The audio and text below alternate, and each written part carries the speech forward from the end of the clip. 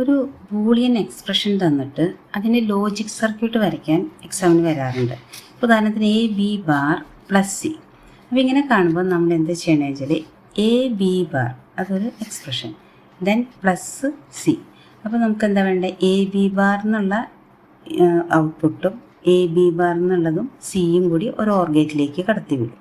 അപ്പോൾ നമുക്ക് A B bar കാണണമെങ്കിൽ എന്ത് വേണം? അതൊരു ആൻഡ് ഗേറ്റാണ്. എ ഡോട്ട് ബിക്ക് ആൻഡ് ഗേറ്റ്. അപ്പോൾ ഒരു ആൻഡ് ഗേറ്റ് ആദ്യം വരയ്ക്കുക. അതിന് ഇൻപുട്ട് എ ബി കൊടുത്തു കഴിഞ്ഞാൽ എ ഡോട്ട് ബി ആണ് ഔട്ട്പുട്ട്. നമുക്ക് എ ബി ബാറാണ് വേണ്ട, അപ്പോൾ അത് നാൻഡ് ഗേറ്റ് ആണ്. അപ്പോൾ നാൻഡ് ഗേറ്റ് വരയ്ക്കുക. എ ബി അതിൻ്റെ output A dot B whole bar, അതാണ് നാൻഡ് ഗേറ്റിൻ്റെ ഔട്ട്പുട്ട്.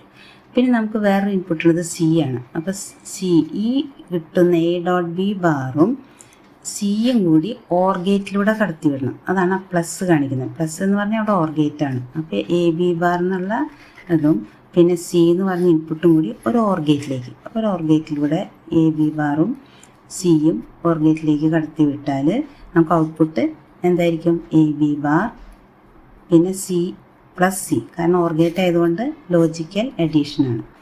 പിന്നെ വേറൊരു ക്വസ്റ്റ്യനാണ് A dot B bar plus C dot D bar. അപ്പോൾ ഇവിടെ വെച്ചാൽ എ ഡോട്ട് ബിക്ക് എ ഡോട്ട് ബി ബാർ ആയതുകൊണ്ട് NAND gate, C dot B bar ആയതുകൊണ്ട് നാൻഡ് ഗേറ്റ്. അപ്പോൾ രണ്ട് നാൻഡ് ഗേറ്റിൽ നിന്ന് കിട്ടുന്ന ഔട്ട്പുട്ട് പ്ലസ് ചെയ്യുന്നു.